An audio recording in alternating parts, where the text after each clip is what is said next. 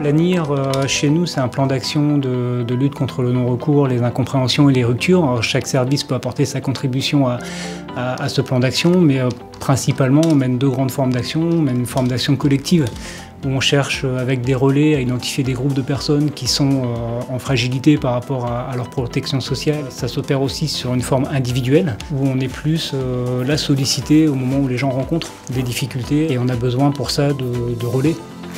Pour une bonne partie, ces gens restent à l'écart. C'est le principe de la priorité. S'il y a des difficultés primaires, la santé, c'est rétrogradé au 3e, 4e, 5e rang. Et ces personnes ne font pas forcément les démarches. Donc les relais vont pouvoir faire la connexion entre eux.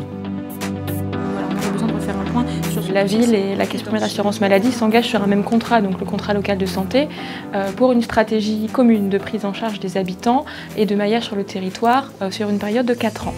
Mais on a aussi un partenariat très opérationnel puisque nous avons une tranche de la population de Calais qui est très précarisée et qui est en dehors de tout système de soins. Donc là, nous travaillons main dans la main avec la sécurité sociale et la caisse primaire d'assurance maladie de la Côte d'Opale.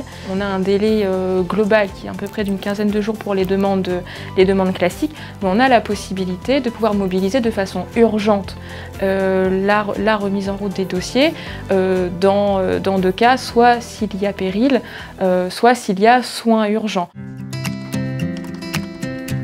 Les outils dont on dispose pour notre mission, c'est tout d'abord l'outil Diadème, où sont numérisées toutes les pièces qui arrivent, quel que soit le biais, qui nous permet, nous, d'aller voir si vraiment ce dossier est arrivé et quand. Nous traitons les demandes de CMU.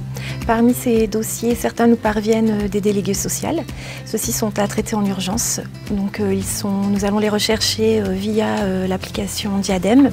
Et ensuite, une fois le dossier traité, nous allons donc finaliser le traitement via l'application Gaspard Planir. Gaspard Planir, qui est notre outil quotidien, on va enregistrer tout notre travail en fait. Et aussi Gaspard Précarité qui nous permet, à la demande d'un partenaire, d'aller vérifier l'avancée d'un dossier qui est arrivé par n'importe quel biais. On vérifie la complétude du dossier et on transmet à nos différents collègues. Au service Action d'intérêt social, on récupère les dossiers par le biais de ma collègue déléguée sociale ou alors par courrier ou alors par le service social. Et ensuite on instruit les dossiers, on étudie les pièces dans le dossier pour un passage en commission. Donc on étudie les ressources dans un premier temps puisqu'il est soumis à barème afin de le passer en commission. Et c'est ici qu'intervient notre service Action sanitaire et sociale afin d'étudier la demande pour un passage en priorité du dossier. Le bilan de santé sur notre territoire organisé par la CPM est proposé à toutes les personnes qui seraient en difficulté ou éloignées du système de santé.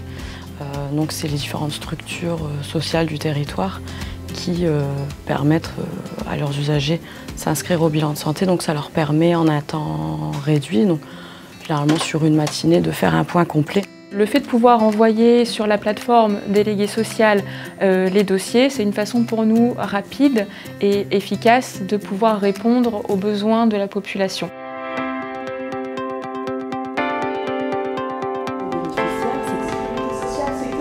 Le cœur de notre métier, c'est de former des apprentis.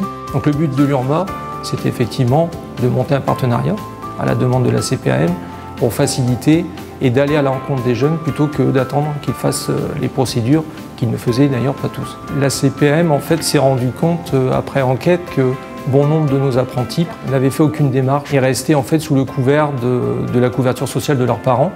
Donc le but, c'était d'être facilitateur et finalement d'aller à leur rencontre. Les apprentis ne savent pas comment créer leur dossier. On leur explique un peu du médecin traitant à la prévention avec MTDAN et les bilans de santé. On vérifie ce qui manque dans leur dossier et s'il faut réviser quelque chose, notamment des cartes vitales, un code Amélie comme tout à l'heure, un code Amélie qui manquait, qui ne passait pas. C'est l'occasion de leur parler également du compte Amélie, qui leur permet actuellement de mettre à jour leur dossier au niveau de la carte vitale, des remboursements, commander une carte européenne si besoin et d'avoir tous les infos nécessaires pour leur dossier. Pour permettre d'approcher un public qui ne viendrait pas forcément nous solliciter. Comme ils vont rentrer dans tout ce qui est vie professionnelle, semi-professionnelle ou formation professionnelle, on va leur expliquer l'assurance maladie, à quoi ça sert, les droits, les démarches qu'ils doivent effectuer ou qui sont susceptibles d'effectuer. C'est bien de connaître un peu tous les mécanismes et les leviers, savoir comment ça vient pour savoir à qui adresser des dossiers, savoir à qui s'adresser, c'est vraiment... La carte européenne, je ne connaissais pas par exemple. Le partenariat avec la CEPAM est très important pour nous, Mission Locale, puisque ça permet l'accès aux soins d'un certain nombre de jeunes. Effectivement, normalement, à l'âge de 16 ans, les jeunes reçoivent un courrier de la CEPAM pour activer leur carte vitale. Bon nombre d'entre eux, en fait, ne répondent pas à ce courrier. Et puis on les a 19-20 ans, ils sont plus sur la couverture des parents et ils n'ont toujours pas activé leur carte de sécurité sociale. Donc là, il est important, justement, de permettre à tous ces jeunes d'avoir un accès aux soins. En 2016, de mémoire, on a dû envoyer 60 à 70 dossiers vers la CEPAM. Voilà, mais c'est 70 jeunes qui, aujourd'hui, ont accès aux soins. Avant, ils ne l'avaient pas.